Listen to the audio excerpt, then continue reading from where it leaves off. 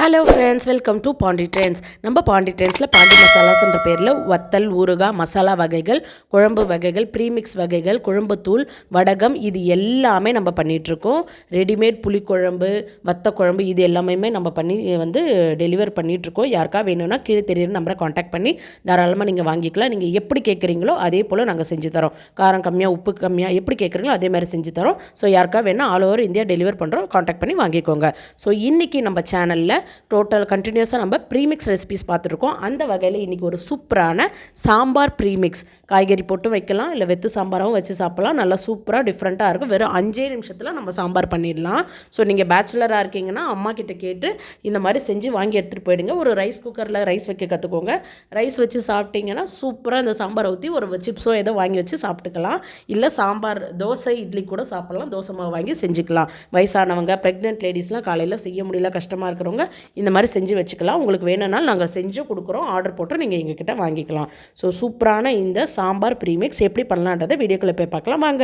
அதுக்கு முன்னாடி இப்போ தான் ஃபஸ்ட் டைம் நம்ம சேனல் பார்க்குறீங்க, மறக்காம சேனலை சப்ஸ்கிரைப் பண்ணிக்கோங்க. ஸோ இந்த சாம்பார் ப்ரீமிக்ஸ் பண்ணுறதுக்கு இன்றைக்கி நான் 1 கப் அளவுக்கு துவரம்பருப்பு எடுத்துக்கிறேன். இது கூட 1/4 கப் அளவுக்கு தனியா எடுத்துக்கிறேன். 2 ஸ்பூன் அளவுக்கு கடலைப்பருப்பு எடுத்துக்கிறேன். இது கூடவே ஃப்ளேவருக்காக 1 ஸ்பூன் அளவுக்கு சீரகம் எடுத்துக்கிறேன். ஸோ அது கூடவே ஒரு 1/4 ஸ்பூன் அளவுக்கு வெந்தயம் எடுத்துக்கிறேன். ஸோ இது கூடவே ஒரு பெரிய எலுமிச்சை சைஸ் அளவுக்கு புளி எடுத்துக்கணும்.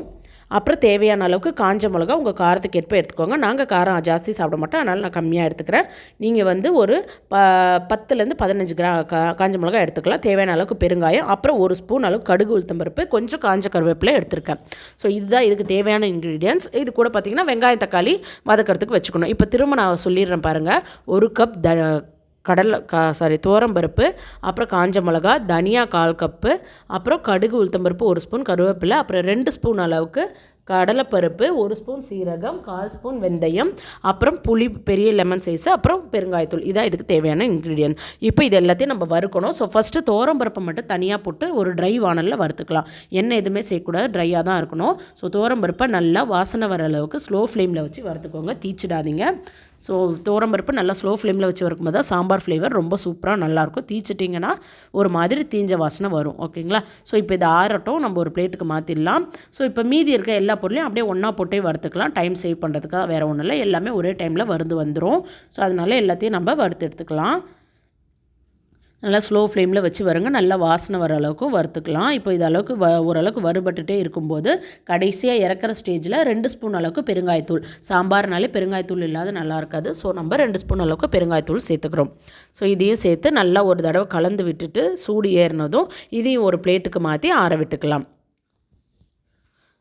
ஸோ இதெல்லாம் பிளேட்டுக்கு மாற்றிட்டு திரும்ப அதே பேனில் நம்ம எடுத்து வச்சுருக்க பெரிய லெமன் சைஸ் புளியை நம்ம சேர்த்துக்கிறோம். பிச்சு சேர்த்துக்கலாம். அப்போ தான் நல்லா சூப்பராக நம்மளுக்கு ரோஸ்ட் ஆகி வரும். ஸோ அந்த பெருங்காயத்தூள்லாம் ஒட்டியிருக்கு பாருங்கள், அது இந்த புளியிலே நம்மளுக்கு நல்லா ஒட்டின்னு வந்துடும். ஸோ அதனால் ஸ்லோ ஃப்ளேமில் வச்சு புளியுமே பாருங்கள் இந்த அளவுக்கு இருக்குது. வறுக்க அது கலர் நல்லா சேஞ்ச் ஆகி வரும். உங்களுக்கு பார்க்கும்போதே டிஃப்ரென்ஸ் தெரியும் பாருங்கள். ஸோ அவ்வளோதான், இதுவும் வறுபட்டுருச்சு. இதையும் மிக்ஸி ஜாருக்கு மாற்றிக்கலாம். ஸோ எல்லாம் ஆறிடுச்சு. இப்போ தேவையான அளவுக்கு உப்பு, நல்லா 1 ஸ்பூன் அளவுக்கு உப்பு போட்டுக்கலாம். உங்களுக்கு தேவைன்னா சாம்பாரில் சேர்த்துக்கலாம். இப்போ இதை நம்ம ஃபைனாக அரைச்சிக்கலாம். அது அரைக்கிறது இப்போ தாளிப்புக்கு பார்த்துக்கலாம். கடுகு, உளுத்தம்பருப்பு, கருவேப்பிலையை ஒரு வானலில், வெறும் வானலில் போட்டு நல்லா கடுகு பொரியணும். அது வரைக்கும் நம்ம வெயிட் பண்ணலாம். பார்த்தீங்கன்னா தெரியும் எந்த அளவுக்கு கடுகு பொரியுதுன்னு. ஸோ இந்த மாதிரி பொரிஞ்சதுக்கப்புறமா இதையும் ஒரு கிண்ணத்தில் தனியாக மாற்றி ஆற வச்சுக்கலாம். இது நம்ம ஜஸ்ட் மிக்ஸ் தான் பண்ண போகிறோம், அரைக்கலாம் போகிறதில்ல. இது வச்சுக்கலாம். இப்போது சாம்பார் தாளிச்சிடலாம். ஸோ சாம்பாருக்கு 2 ஸ்பூன் அளவுக்கு எண்ணெய் ஊற்றிருக்கேன். எண்ணெய் ஊற்றி ஒரு சின்ன வெங்காயம், மீடியம் சைஸ் வெங்காயம் அரிஞ்சு வச்சுருக்கேன், அதை சேர்த்துக்கலாம். ஸோ இதை சேர்த்து நல்லா கலந்து விட்டுக்கோங்க. இப்போ பாருங்கள் பொடி ரெடியாக இருக்குது. இது ஒரு பிளேட்டுக்கு மாற்றி நம்ம அந்த தாளிப்பை போட்டு கலந்து வச்சுக்கலாம். இப்போ பிளேட்டுக்கு மாற்றியாச்சு. இப்போ அந்த தாளிப்பை நம்ம இது கூட சேர்த்துக்கலாம். சேர்த்து நல்லா கலந்து விட்டுட்டு காட்டுறேன் நான். அதுக்குள்ளே இங்கே வெங்காயம் வதங்கிடுச்சு. நம்ம தக்காளி சேர்த்துக்கலாம். ஒரு மீடியம் சைஸ் தக்காளி சேர்த்துக்கலாம். இப்போ நான் செய்கிற குவான்டிட்டி பார்த்திங்கன்னா 2 பேர் தாராளமாக சாப்பிட்லாம். ஒரு குழந்தை இருந்துச்சுனாலும் சாப்பிட்லாம். 3 பேர், ஒரு ஃபேமிலியாக, ஒரு அப்பா அம்மா குழந்தை, அந்த மாதிரி 3 பேர் அளவுக்கு சாப்பிட்லாம். இப்போ வெங்காயம் தக்காளி வதங்கினதுக்கப்புறமா 2 ஸ்பூன் அளவுக்கு நல்ல ஒரு 2 பெரிய பெரிய ஸ்பூன் அளவுக்கு பொடியை வந்து நான் இதில் சேர்த்துக்கிறேன்.